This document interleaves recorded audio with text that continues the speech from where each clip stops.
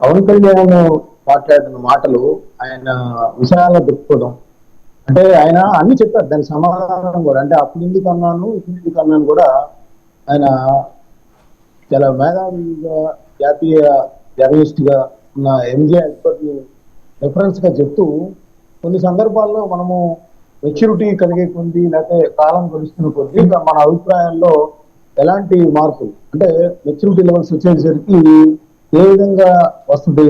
ఆయన బీజేపీని విమర్శిస్తూ ఆ విధమైన వ్యాసాలు కొన్ని దశాబ్దాల పాటు రాసిన తర్వాత ఆయన బీజేపీ ఎంపీ అయ్యారు.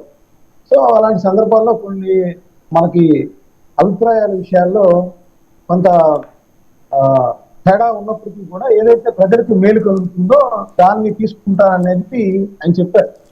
చెగువేర విప్లవీరుడిగా అందరూ చూస్తారు, బట్ ఆయన డాక్టర్ గా చేస్తూ సమాజంలో అవలక్షణాలను ఏ విధంగా అయితే నేను పారదోలేందుకు ఆయన తీసుకున్న భావం ఉందో దాన్ని నేను తీసుకుంటాను అని చెప్పారు. అదేవిధంగా కమ్యూనిస్టులకు సంబంధించి కానీ, అంబేద్కర్ రాసిన రాజ్యాంగంలో పాకిస్తాన్కి సంబంధించిన ఒక ఆయన అక్కడ సపోర్ట్ చేసి మతోన్మాదుల చేతిలో బలైపోయిన సంగతి కాంతిశీకులుగా రావాల్సి వచ్చిన పరిస్థితిని కూడా ఆయన చెప్పారు. సో అంటే ఆయన ఏంటంటే టోటల్ గా మన భారతదేశం అనేది ఒక ఐక్యంగా ఉండాల్సిన సమయం వచ్చింది. ముక్కలు ముక్కలుగా చేయొద్దు, భారతదేశాన్ని ముక్కలు చేయొద్దు.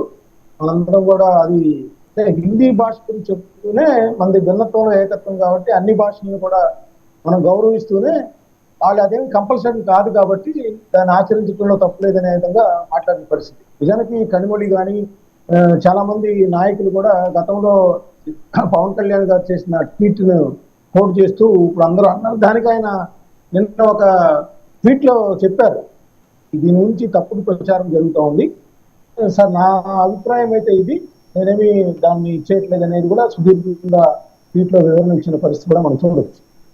సో ఇక్కడ ఒకటి చెప్తానండి, తమిళనాడు మాత్రమే ఎందుకు హిందీకి సంబంధించి ఆ విధంగా లేవనెత్తున్నారంటే అక్కడ రాజకీయాల పరంగా ఒక విధమైన ఎగ్జిస్టింగ్ ప్రాబ్లం వచ్చింది. ఏంటంటే స్టాలిన్ కి ప్రజా వ్యతిరేకత పెరుగుతూ ఉంది, విజయ్ లాంటి వ్యక్తి దూసుకొస్తున్న పరిస్థితి, అన్నాడీఎంతో బలపడుతున్న పరిస్థితి.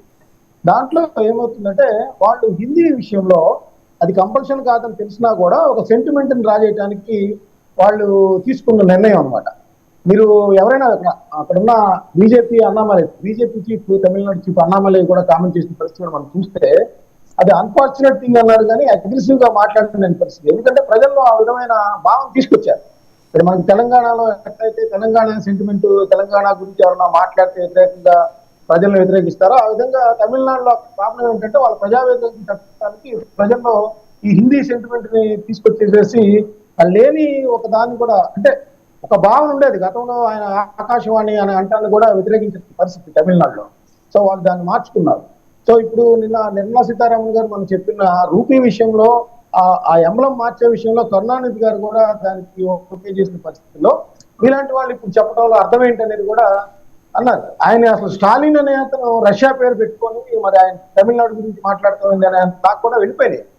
అంటే అక్కడ ఏంటంటే ప్రజలలో సెంటిమెంట్ రాజేయడానికి అన్ని పక్షాలు ప్రయత్నిస్తా ఉన్నాయి. అక్కడ విజయ్ ఏంటంటే కొద్దిగా లౌకికంగా సమాధానం చెప్పాడు అనమాట. అంటే నేను అందరికీ మంచిగానే ఉంటాను అన్నట్టుగా. అంటే నిజానికి మనం హిందీని వాస్తవంగా చూసినట్లయితే హిందీ విషయంలో ఎందుకు తీసుకొస్తారంటే మన భారతదేశంలో ఎక్కువ రాష్ట్రాలు హిందీలో అనుసరిస్తూ ఉంటాయి హిందీ. సో మనం కానీ యూపీఎస్సీ మీకు ఒక విషయం ఇక్కడ ప్రస్తావన చేయాలి మస్తాన్ గారు. మీకు తెలిసిందే హిందీ భాష కారణంగా చచ్చిపోయింది దక్షిణాది భాషలు కాదు, ఉత్తరాది భాషలు చాలా చచ్చిపోయినాయి. భోజ్పురి చచ్చిపోయింది, మైథిలి చచ్చిపోయింది, అండ్ లోకల్ మీకు అస్సాంలో అయితే 4-5 భాషలు ఉన్నాయి. వాటి లిపి కూడా అంతరించిపోయిన ప్రమాదం కనిపించింది. ఎక్కువ నష్టపోయింది ఉత్తరాదే. ఎందుకంటే హిందీ అనేది ఈ ఫౌజీస్ అంటే సైన్యానికి సంబంధించిన భాష, బోల్డ్ని కలిపేసి కలగాపులుగా చేసి పుట్టించిన భాష. సో దానివల్ల మనకు ఒక అప్రహెన్షన్ ఉంది దక్షిణాదిలో మన మీద రుద్దేస్తున్నారని, నష్టపోయింది వాళ్ళు.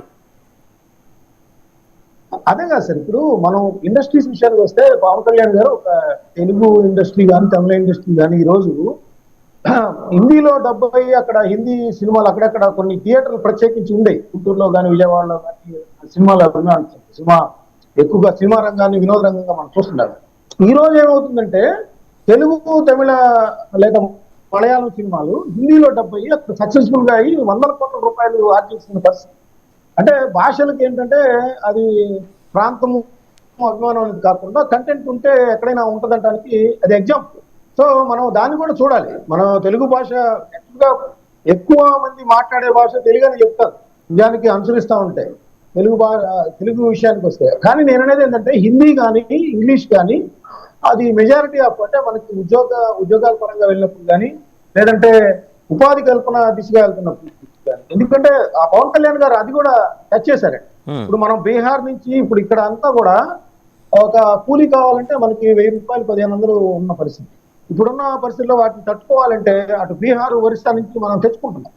సో ఇదంటే ఏంటంటే భిన్నత్వంలో ఏకత్వం కాబట్టి భారతదేశం విశాల దృక్పథం ఉంది. అంబేద్కర్ రాసిన రాజ్యాంగం కానీ ఇంకోటి కానీ మన అన్ని రాష్ట్రాలు సమానం అనేది చేస్తున్నారు. అయితే నేను ఇక్కడ ఒక్కటి